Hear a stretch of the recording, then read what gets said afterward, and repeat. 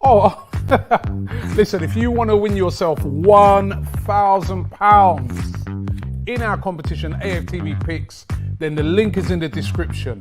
You can win yourself £1,000 and it is free to enter. Enter AFTV Picks, absolutely free to enter. Get involved now.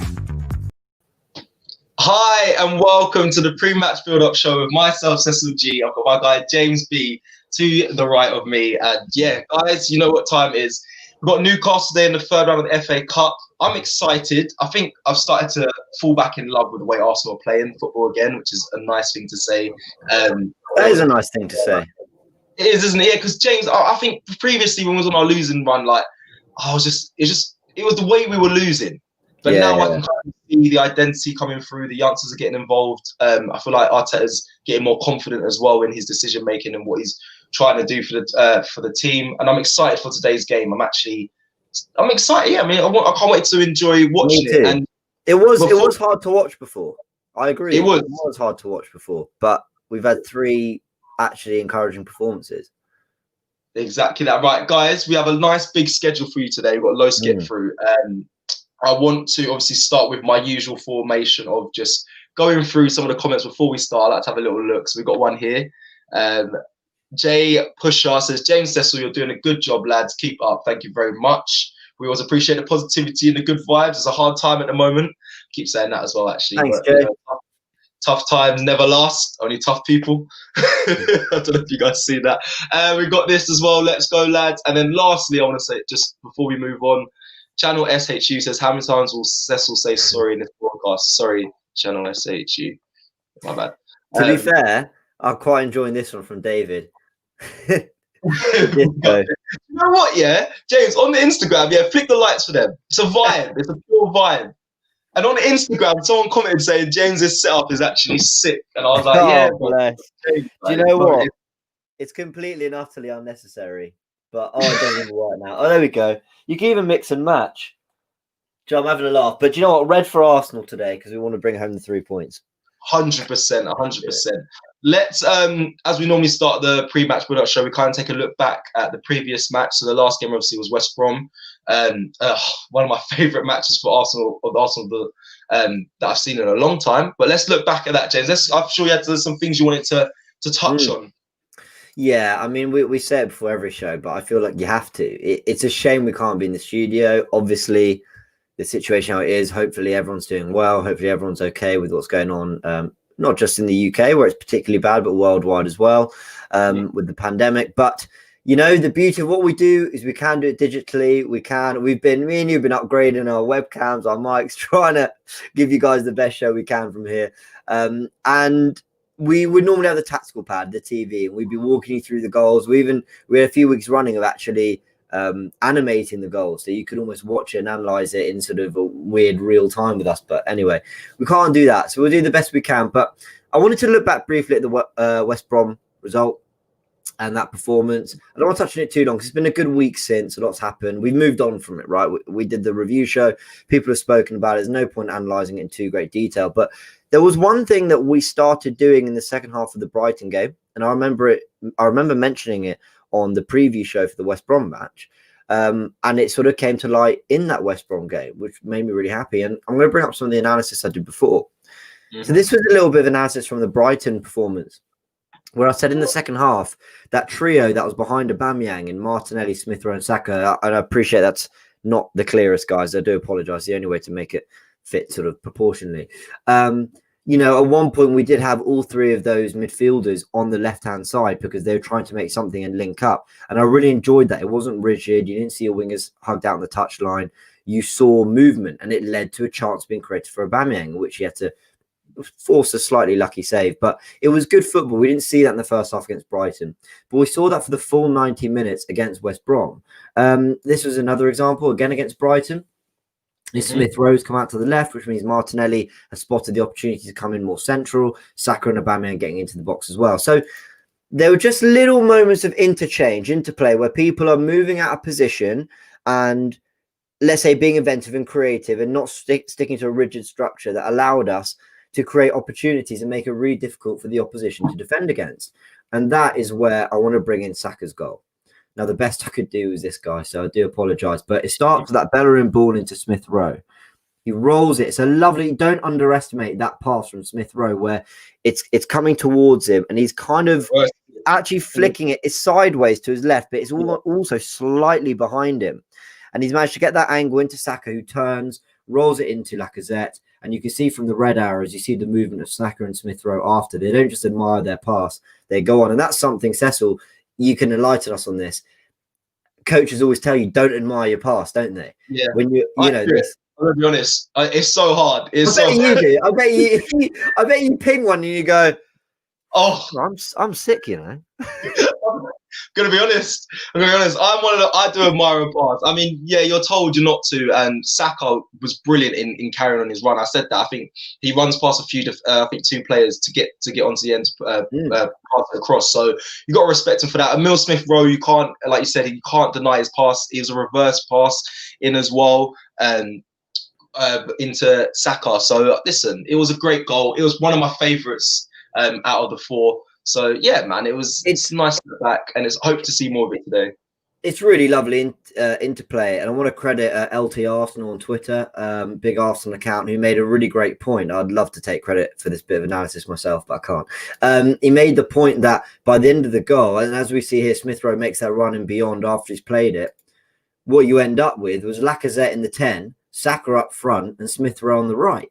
Yeah, and that is superb. That is fluid football. That is liquid football at its best. And it was so great to see that against West Brom, and we did that for the full 90.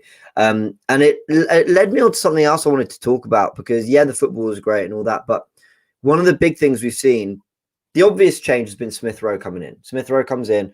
We have a number 10, a player of that profile, and look what the team is doing.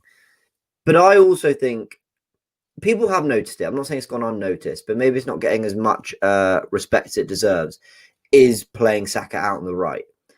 I'm putting you on the spot a little bit, Cecil, so I do apologise. But how good do you think that's been for the side? Not just for the team, but for Bellerin as well, playing down at that right back, that right wing area with him. I think, listen, it's been great for the team. The only some negatives people could say as well, he's keeping Pepe and Willian out of the squad, which if in fact for me it's not really a negative. I think that's a good thing. I think it's kind of nice to see a youngster outshining the experienced players, or let's say our biggest signing, shall we say. And I think Saka has the maturity to stay. He can play across that whole 3, if I'm honest, the right, the left, and down the middle. I think he can. You know me, you know how much of a fan I am of the kid, and I just think he's been great. I would like to see him rested today, because I think he should be saved for the Premier League. But you know what? It's nice to have options. And I think Arteta's definitely happy and can see that I can use him in so many different roles, and he'll benefit the team. So yeah, big up Saka, and I hope he stays there. What I like about him is what he's proving is he can do the best of what Pepe can do, which is beat a man, knock it and run, or cut inside, whipping across. He can score goals. Saka's proving score goals. He scored a goal playing as the right winger against Wolves as well. Do you remember that really great volley crossed into the box? And I think the cross took a slight deflection or something. But anyway, it was a superb finish back in Project Restart. So Saka's proven he can score goals out there, can create, can make things happen. But he's also got that ability to, yes, be the difference in the final third, but also drop deep to get the ball, offer an option to the midfield, running beyond at times as well. I mean, do you remember that Ceballos pass against West Brom where he was well in our half? I think Bellerin rolled in the ball and he just launched one. And you're like, where's this gone? And Saka had made the run in beyond.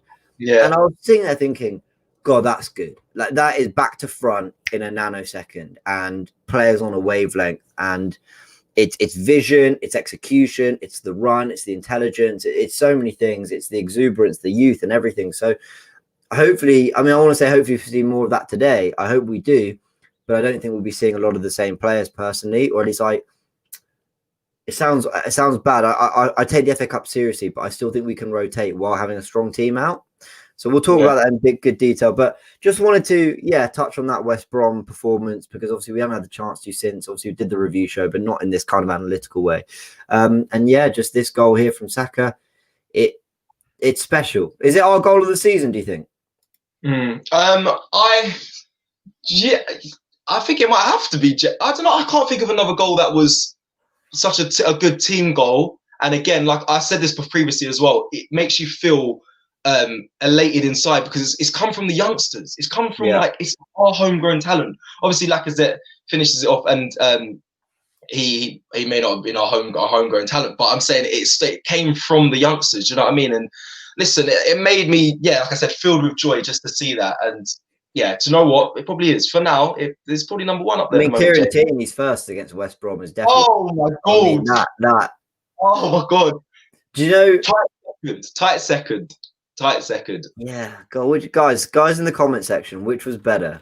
Was it Tierney's goal or Saka's goal? I mean, we can just enjoy them both, but I'm a team goal kind of guy. I like the good football. Don't get me wrong, Tierney's was still great football what he done, but I like the team goal. Same with like when Wilshere scored that goal against Norwich, the team goal. Still one of my favourite goals of all time. That is my favourite ever Arsenal goal. Yeah, so that is absolutely love that goal. Same. Right, I want to look at. This is my time now. We've done bits, and it's my time now. How we should beat Newcastle today. Where I think they lack heavily. Where they lack is in their midfield. And for us to win today, I think we need to win it in the mid. We have to win the battle in midfield. That is how we're going to win the game today. I said this to Robbie yesterday. James, and Robbie and I argued about Partey starting or coming off the bench. Now I think he should start because I want him to be the enforcer in the midfield to allow us to get the early goal and finish the game by half time, and then he can come off in the 45th minute. I looked back at Newcastle's performances, had a good look back today, and I urge you guys to look back. So I'm going to bring up the diagrams. We're going to bring them up, but I want you guys to, if you're going to have time, just pop onto YouTube, check the highlights. You'll see what I'm talking about here, because unfortunately we're not at the studio. We haven't got the tactical pad, so we can't give you a visual to the highest degree. So unfortunately we have the screenshot, so apologies for that. But so I look back at the Newcastle goals. James, I don't know if we have I'll bring up do you want their first one? The first one, so we have, this is looking back at Leicester versus Newcastle, when Leicester won 2-1. So what happened was, as you can see, both the goals against Leicester versus Newcastle came from midfielders. They didn't come from the strikers, they came from the midfielders. And this is why. And if you look back also at the Man City game, the game was won within the midfield. I've looked back at a few other games. It is the midfield that I'm focusing on, only because Newcastle play a 5-4-1, and that is essential for when our midfielders, or let's say Leicester's midfielders, break the lines of the four. The five normally get deep and they're normally running back towards goal. It leaves so much space in behind for the midfielders to pick up and score, which you can see here in Maddison's first goal, where the ball's been cut back and he slots it in the corner. And I think Arsenal and Arteta, it's very small in the diagram there, apologies, but I think Arsenal and Arteta, that's the kind of style he's going for, is to get the defenders deep, look for the cutback, look for the cross the goal, look for across the box. I know Man City do it very well, and I think this is where Arteta kind of got inspired to do this more. And as you can see, Leicester did against Newcastle. Then, if we can pop up the second goal. Absolutely. Tielemans, I believe. Yeah, so this is it. So they break down the wing, and as all the defenders are running back towards goal, which I think is the essential thing that we need today. This is why I want Partey and either Xhaka or El Neni to play in the defensive mid, just to break up play, and I want Smith Rowe to start.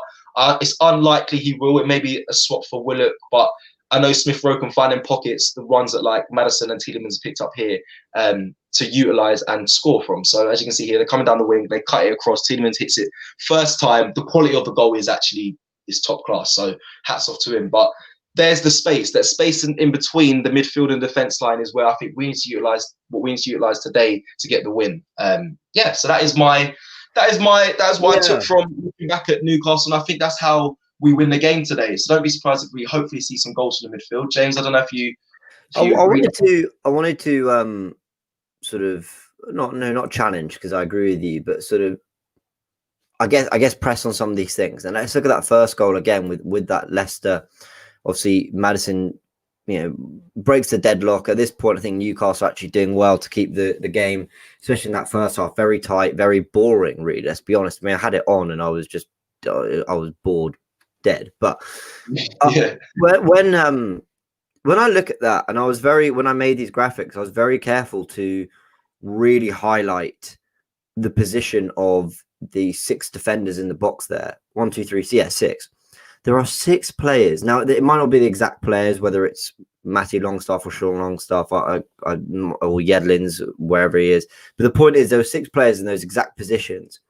And I thought it was fascinating. Like, it almost said to me, Newcastle were more worried about getting players around the goal and defending as deep as possible than they were realizing who they're picking up.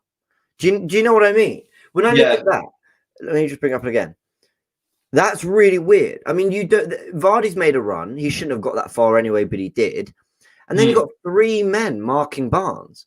It's really strange. And so the layoff to Maddison was really obvious, and the finish was really good because what he did is he noticed a gap at that near post and just lashed it. And it's a good goal from Leicester's perspective. But if you're Newcastle, that's 6 players in a line across your goal. Yeah. And I wonder whether we might get more of that today. I don't. Well, hopefully it's bad defending, James. It's really bad. It's they're so deep. It's basic, yeah. They're on their 6-yard line. That wasn't random, by the way. I very accurately put them there. I wanted to really highlight this point. They're on their 6-yard line. Like 6 points. Vardy's coming inside. He's going backwards. Step up. Go. Do you know what I mean? Defend your penalty area, not just the 6-yard area. I found that really, really strange from Leicester's perspective. And also, I know you highlighted this goal here. It's a lovely finish from Tielemans. In fairness, Newcastle are probably looking at that, and the sports scientists are probably doing a Mikel Arteta and going, well, there's only a 7% chance that goes in or whatever. And so actually, we would normally draw the game, all that stuff. But it's, for me, it's you had their back 5 really condensed. Their right back or right wing back even in a back 5 was as close as the very end of the D. And they're all running backwards. They're all running back. They're more scared of Vardy. They're sort of like, well, we'll test you. See if you can hit it from distance. It's like Maddison didn't teach them a lesson already. And that ball was on because you bypass the 2-man central midfield, which isn't, with all due respect to Newcastle, they don't have the best central midfield options. Hayden's a decent player. The Longstaff brothers are okay.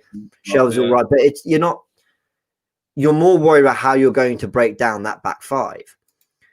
And when you do get past that midfield 2, they're running backwards. And I completely agree with you. I think it's going to be down to what our midfield can do in that area to conjure something, have a go at goal. I want to see shots from distance today because I think they'll allow it. I think they will be okay with that. 100%. 100%, James. Yeah. I think what you said there, listen, that analysis there as well. I know we did it 50-50 there, but big up because that is not serious. That's what we do. We take time, guys. I'm sure you can clearly see. We take time and look at the opponent's previous records and how they play and whatnot. And that's how I think we can win today. Like I said, in the midfield, long shots definitely. This may even be a game for Pepe. If I'm completely honest, if he cuts in and he wraps it, that's where he's best, if I'm honest, for goal scoring. I completely agree. This could well be a game for Pepe. Yeah, I wouldn't be angry. I expect to see him, but like I said, I'd like Smith Rowe in there. But I'm aware he's played a lot of games. He is quite injury prone, so Arteta may decide to rest him and put in Willock. But we're going to get into our 11s. You know what I've just realised though. One thing we've been doing really well under Arteta since he arrived is the get to the touchline and cutback. Yeah. Oh, bless. That's really sweet, Si. Thank you. The cutback from a Mikel Arteta side that we've been seeing in the last year is very prevalent. We do that a lot, don't we? We get to the byline, we cut it back. Sometimes there's 1 or 2 men who've made the run towards the 6-yard box in the near post. Yeah. And it will still be a cutback from an on-runner. It's something we've been doing a lot of. I remember Nketiah missing a really good chance of the Community Shield with that. He also scored a really good goal from a cutback in the FA Cup against Bournemouth. And then Pepe, I think, scored against Newcastle in that 4-0 win. Do you remember? That was a cutback from Saka. The cutback that Pepe scored from against Man United. Our first win under Mikel Arteta as well.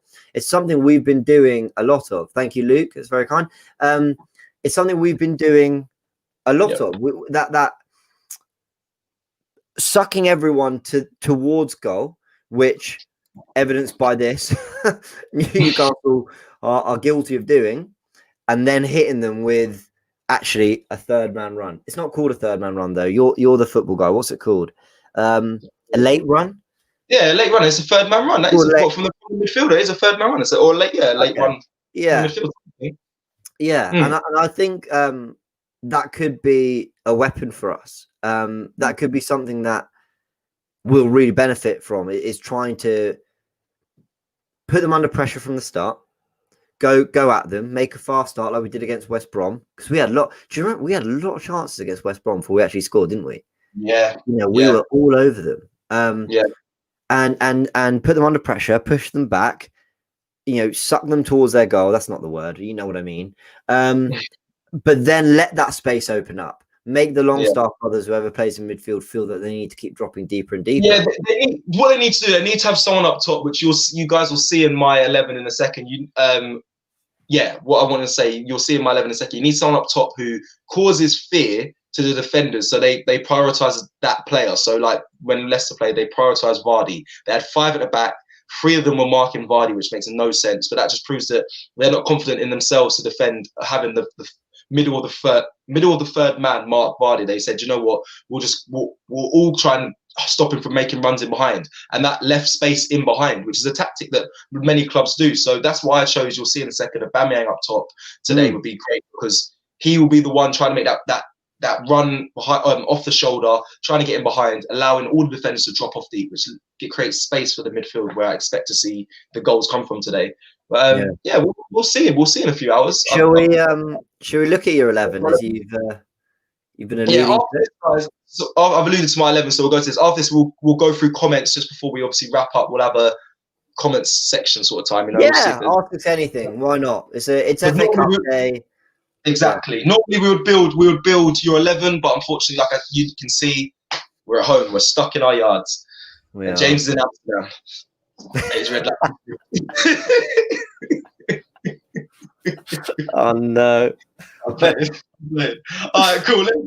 Let's pop up my 11. We'll do mine first, and then we'll get yours. All right, cool. So everyone watching, here we go. This is where we're going to get a lot of stick and flack. If you have not seen the live, but with myself, James, and Robbie last night about Runnison starting in goal, go check it out. There's a lot of laughs in there. There's a lot of serious conversations, actually. But I put Runnison in goal today. That is, if I'm honest, I would trust and prefer Leno to be in goal, right? That is my honest opinion. Sorry, Runnison, but I would want Leno in goal. However, what I think Arteta will do today, and what I actually think is kind of smart, is to give Runnison the opportunity to kind of redeem himself today. I say this because if he doesn't play in this cup run, there's nowhere else he can really play. So I'm going to spend a bit of time on this. And I feel like if you don't trust him to play today, then you might as well bomb him off. Bro, I completely agree. I mean, what on earth did we sign him for if he's not going to play these games? Yeah. Why? Yeah. I know he had a shocker against City. I know he did, but there's got to be something there. He just had. I want to believe he just had a really bad day. I want to believe that Arteta will say to him, go show everyone what you can do. And the example we used on our preview was Fabianski. Guys in the comment section, I don't know, if you were watching Fabianski back in 2008 to 2011, maybe. He was awful. He gave me the terror that like Robbie has with Runnison, or was saying last night. But Fabianski proved to be a really good keeper. These keepers don't get to where they are by being awful. It's clearly something, but I almost think it's a position. Goalkeeper and up front, confidence is more important than maybe in any other position, because you're quite literally in front of goal. Your mistakes directly lead to missed chances or goals conceded. So confidence is everything. Facts. Exactly what James says. I echo it massively. Runnison in goal. If I was a team and we put Leno in goal, if I was Newcastle, I'd say target the keeper. If he gets injured, they're left with Runnison, so you might as well put him in goal anyway. And if Arsenal aren't going to use him, their priority should be to get a second keeper ASAP, as we just learnt out. We just got rid of Matt Macy. So Runnison in goal for me. Again, like James said, it's very important to get a keeper. There's one of that, and strikers is probably the most important position. So go find a new keeper if you don't want to play him. Cedric on the right for me. I think I've always said this. We spoke about this before. I don't think he's done anything wrong. I don't think he's done too much right, shall we say. I wouldn't say he's a world beater, but I wouldn't say he's terrible. I think he does the job really well. So I think Cedric should be right to come in. I think he needs game time. the perfect cup for him to get game time. What did people not like about Cedric? In all seriousness, I mean, what if you don't think he's the future of Arsenal Football Club at right back? That is completely fair enough. I don't think that either. But what do people not like about him? I've never understood it. And Mari came under the same criticism, and look how much praise he's getting now. I think we need to be careful sometimes. I think as a fan base, and I think all football fans do. But I don't know. All right, running off so quickly. So then we got Louise and Gabriel for me in centre back. I really like them as a centre back pairing. I thought they were our strongest at one point. I think they're very close to it. Obviously, we've got Mari and Holden now, but I think Arteta will save them. So I put Louise and Gabriel back in. I think Callum Chambers is someone I'm still questioning on. I want to know when he's going to be returning, if he's going to be returning. Oh, I forgot about Chambers.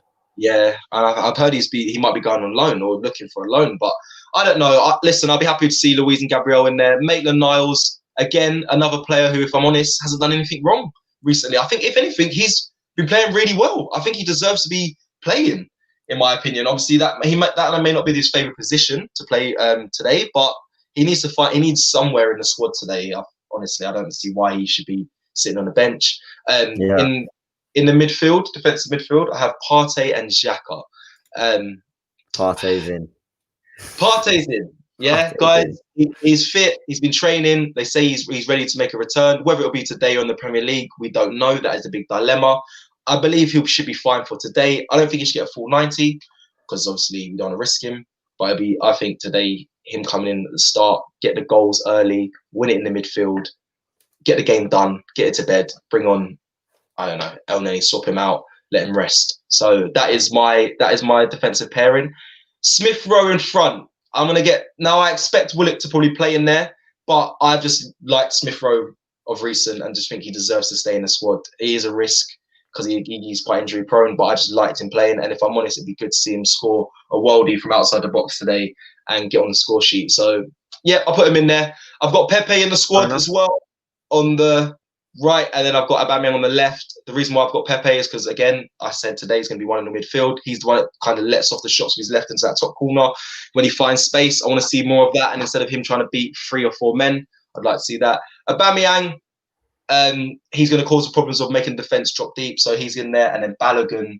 Now, this is, James, let me pop this off because this is where we're going to have a bit. Yeah, Balogun to start. Not Nketiah. You know what? It probably won't happen. I'm going to be honest. It probably won't happen. But 15 clubs are interested in Balogun. All he wants is game time. I think he deserves it, if I'm completely honest. I know that's not going to happen. No club really says we're going to give you what you want, if I'm completely honest. You go by how the team is set up and how Arteta's thinking. But I would really want to see Balogun start. We backed him to the heaven and to hell yesterday on the live. Yeah. So I'm not going to be hypocritical. I want to see more of him. Unfortunately, that's harsher than Nketiah. I understand that, but they can be a like for like. I think they can both. You know that graphic of Nketiah and Balogun and their head to head in the Premier League 2 and the EFL Trophy. Yes. I saw that being shared on my Twitter timeline. I was like the exact graphic. I thought, oh my god, like people, I don't know. I'm so stupid. Sometimes I forget I work for AFTV. Have they actually? People have been sharing it around and stuff, and that's mad. The fear in me where I was like, I did get those stats right, didn't I? And because I was double and triple and quadruple checking them yesterday, and then I did again today. I was like, just to be sure. And the thing was that unfortunately, there's only so much you could do with the graphic, but I wanted to say this does not include under 23s friendlies, under 23s, whatever, where Balogun might have scored more. So it's hard to know, but it is still, the reason I brought it up and the fact that I saw it coming up and everything was, it is still such an unbelievable stat. Have I still got it up here? It's a crazy stat. It's not there. Someone's deleted it. I was going to pop it back up for you, James, but someone's taken out of the back room, which is annoying. But that is phenomenal. That is annoying. But yeah, it's a good stat. Listen, that is the pressure of being like the things we say gets held against us, the things with the stats we make, the things we look up. But when we get it right, we get it right. And when we get it wrong, we're not shameful. We can throw our hands up and say got things wrong. Like this is how it is. But yeah, that's crazy. Isn't it? I've just got a comment I'd like to take here. Kyriakos says, James, that's a very misleading stat. I'd love to see what Nketiah's record was at 19. No, look, the stat was that in about 2,600 minutes of football in the Premier League 2 in the EFL Trophy for Balogun, and like 2,700, I think, for Nketiah, nothing in it, basically. Nketiah has scored 28 goals in 38 appearances, Balogun 17 and 41. So the stats are heavily favoured towards Nketiah. And there's not much in it in terms of the minutes played and appearances as well. I think it's 38 to 41. So Kyriakos, I actually agree it's misleading because it doesn't factor all the performances for the under 18s, 19s, below. It didn't look into all that. Didn't look into the friendlies either. I appreciate that. But at competitive level for under 23s, Nketiah massively outscores Balogun according to Transfermarkt and the data I got from there. So it's really interesting. It's fascinating. But Cecil here still wants Balogun to start. Yep, and I'll stand by it. I mean, it's probably not going to happen, but I want to see more of him. I really do. Whether he starts or not, obviously you can put an Nketiah in there. We can put a Lacazette to start. It is what it is, but I would like to see Balogun. Just go quickly. Got a super chat here. We just popped off. Let me just pop off the formation. That's my lineup, guys. That's the formation. Shadman393. Thank you for your super chat. 2-1 Arsenal. Lacazette, Pepe to score. Xhaka, John Joe Shelby to get carded. I mean, that's very Shelby scrap would not be surprising. Exactly. I agree. I very much agree. James, do you want to, before we go to, we're going to do a comment section. We're going to bring up James's 11. Man like bring up Potter. my 11. Let's do it. Where is it? Here we go. And then we're okay. Here we go. I've gone for something a little different, but there is a bit of thought, a bit of method behind the madness. Runnison in goal, we've discussed it. Cedric a right back, we discussed it. Otherwise, the same back four: Luiz, Gabriel, Maitland-Niles. I'm okay with that.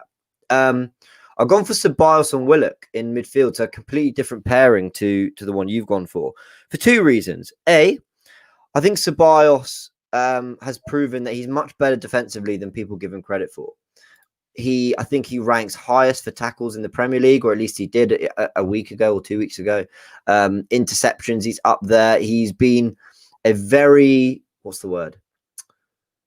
He's been a very stable member of the midfield from a defensive perspective, as well as having the skill and the guile and all that. I'm seeing people telling me that midfield is dead.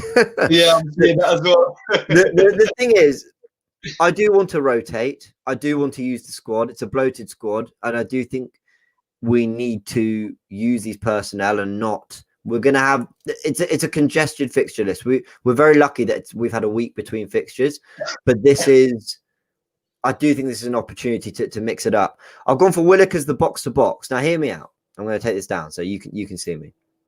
I've gone for Willock as the box to box because I think his attributes suit that way better. Loads of people said or not even say we need an attacking midfielder like Ramsey. No. Ramsey scored goals, and that was definitely an elite part of his game, especially in the last couple of years of his career. He was able to score goals from midfield. Brilliant. But actually, he was a box-to-box powerhouse. He was very good, again, up and down, and being a part of everything. And the reason he got so many goals was you didn't really know who he was going to be. He was doing the defensive duties and getting up the pitch as well. He had a mixture to his game. Now, I wasn't Ramsey's biggest fan. I felt he was overrated at times. I really did. And, I'm an Arsenal fan saying this. However, he did work hard. He did have goals. He did have an unpredictability about his game. And I think Willock can potentially mirror that. I do think he's got those similar attributes: the energy, the goal-scoring touch, the instinct of where to be, the eye for goal. I think he's got those things. I just think as a 10 or an attacking midfielder, say he was playing where I've put Willian there, I think we're forcing it too much. I think we're forcing it, and I think it should be something that comes naturally. And Ramsey, I'll always say it, always played his best games when he was one of a midfield two. Not the most disciplined, but one of a midfield two, in which he was able to roam and go box to box. And I'd like to see Willock do a similar thing. Do you think that midfield has goals, James, in it? Well, Willock's got goals in him. Willock's got goals in him. Ceballos hasn't. Yeah. And Willian, it just depends what Willian turns up.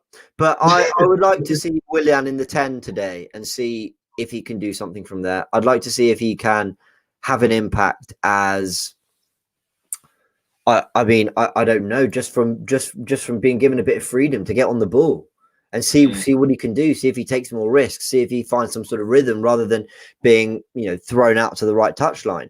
I'll rattle through the rest of this very quickly. I've gone for Nelson on the right. I think he just does better from that position. He's very good at taking players on. So I'd keep him there. I've then gone for Pepe on the left. Now, people might find it weird that I've gone for Pepe on the left and Nelson on the right rather than the other way around. Well, I've got two reasons for that. I feel one of Pepe's best games, although it was against Rapid Vienna, who, by the way, I don't think are a bad side.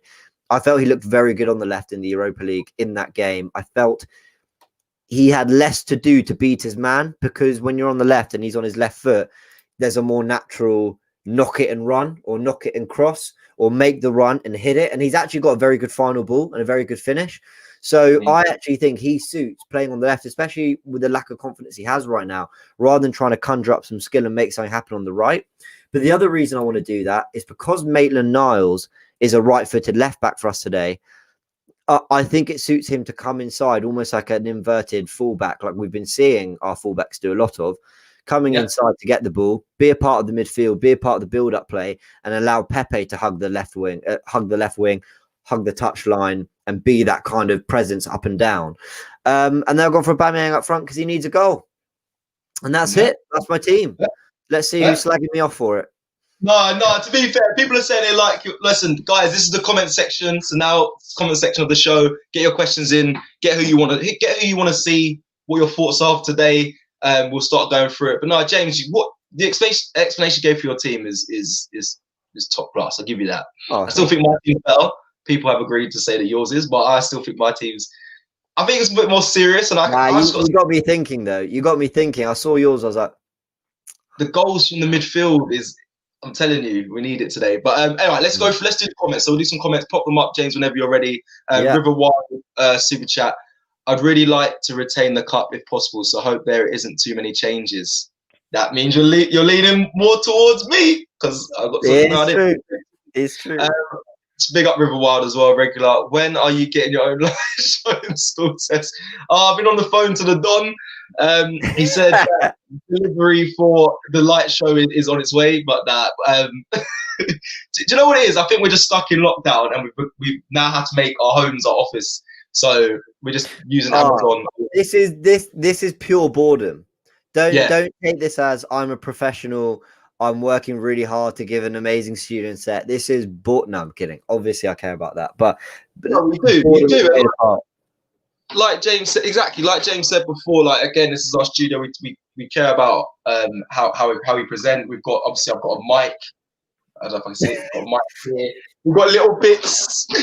We've got things that we're going to try to hang on the wall. Great, amazing little photo here. I'm going to put that on the slide. You know what I mean? We're doing upgrades. Let's get in there. But the thing is about this, by the time we have our actual home studio installed for these sort of shows, we'll probably have to go back to the office and get back to the studio. I might have to just start a new live show just so I can use these lights. Otherwise, what a complete waste of money. Logic Ben. Logic Ben. I assume it's Logic Ben or B3N.